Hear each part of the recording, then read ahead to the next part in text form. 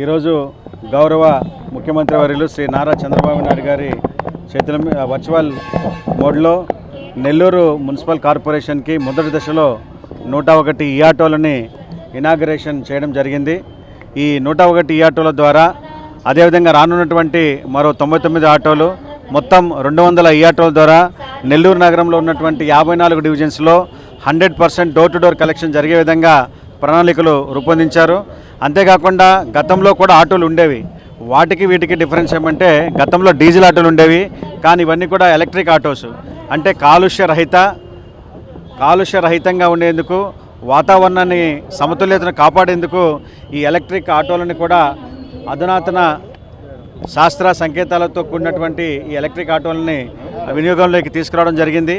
అయితే ఆంధ్ర రాష్ట్రంలో మొట్టమొదటిసారిగా నెల్లూరు కార్పొరేషన్లోనే ఇన్ని మొత్తంలో ఈ ఆటోలను తీసుకురావడం, వీటన్నిటి కూడా త్వరలోనే ప్రజలందరికీ కూడా అందుబాటులోకి తీసుకురానున్నారు.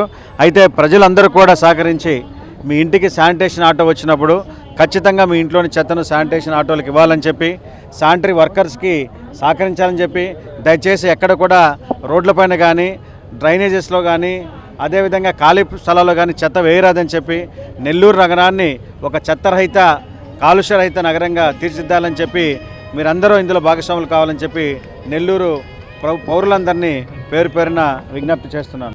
Narayana educational institutions Nellore NEET 2025లో కేవలం నెల్లూరు నారాయణ మెడికల్ అకాడమీ నుండి జాతీయ స్థాయి ఓపెన్ కేటగిరీలో 1000 లోపు 9 ర్యాంకులు సాధించడంతో పాటు 397కు పైగా మెడికల్ సీట్లు సాధించి మరే ఇతర విద్యా సంస్థలు అందించలేని ఉత్తమ ఫలితాలు అందిపుచ్చుకున్నారు.